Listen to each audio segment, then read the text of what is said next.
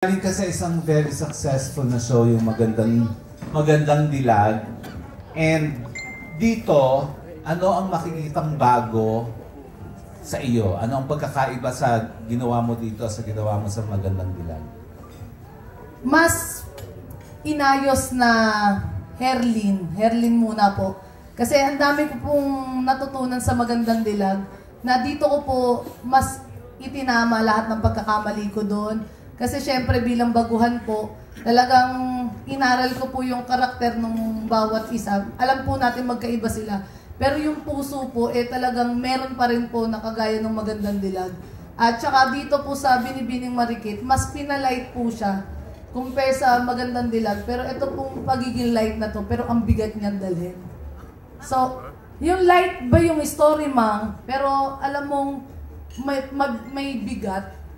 Kasi pag-usapang pamilya, medyo mabigat talaga pagdating sa akin.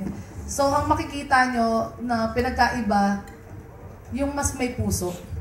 Yung mas may diin na, may kurot, na talagang dinirekta ka na kaagad. Yun po yung pinagkaiba. Baka kasi masabi ko lahat. Sa daldal ko pong to, baka makwento ko po bang first episode hanggang paano. I-message na lang po din sa akin, ha? Video call po tayo, kwento ko po buo sa inyo. Hindi, joke lang. Yan po.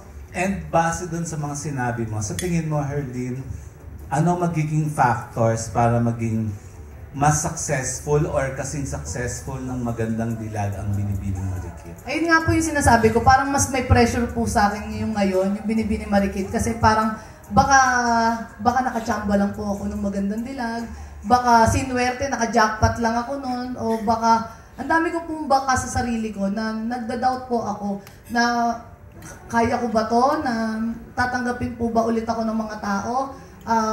Same pa rin po ba yung pagtanggap nila dito? Kasi parang yung una ko po, parang audition ko po sa GMA. Ito po yung Binibining Marikit. Ito po yung magpapatunay ko. Pag nakita niyo po kung may isa pa akong show na susunod, ibig sabihin, successful po ang Binibining Marikit. Pero pag wala na, yun po ata yung ending ng career ko. Kaya nagmamakaawa po ako sa inyong lahat na suportahan niyo po ang Binibining Marikit. Please, para po sa pamilya ko. Thank you so much. Yun. And for my last question for you, Herlin, kasi alam naman nating lahat, yung doon sa magandang dilag, nabalot yun ng intriga, lalo na tungkol sa'yo, na-link ka, alam na natin yun. Naka-move on ka na ba doon? Ang tanong doon, naka-move on na po ba ang mga tao? Kasi para sa akin, parang ever since na pumutok po yung issue na yun sa akin, parang okay, kasi parang hindi naman daw po yun mawawala eh. Nagpa-psych din po ako para mas matanggap ko po yung mga... Nagpa-doctor po ako para po mas... parang ma-process po siya ng maayos sa akin. Bakit po may mga ganong klase ng tao na kailangan kang hilahin pababa kapag alam nilang itinataas ka ng Panginoon. So, nagpa-psych meaning psychiatrist? Yes po, nagpa-help po ako sa doctor para po mas matanggap ko yung mga sinasabi sa akin ng mga tao kasi ma-overcome ko po lahat. Mabigat po na paratang sa akin. Kaya parang hindi ko po siya mahirap po yung naging sitwasyon ko noon at ang hirap po mag-move on sa ganong sitwasyon na alam naman po ng Panginoon kung ano yung tama at mali. So hindi ka pa nakaka-move on?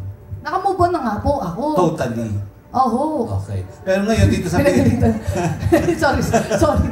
So dito sa nagpatulong nga po ako. Ayun. And dito sa Binibining Marikit, hindi kaya maling ka ulit, lalo't dalawang gwapo ang mag-aagawan sa'yo? Wala na pong kainan na magaganap.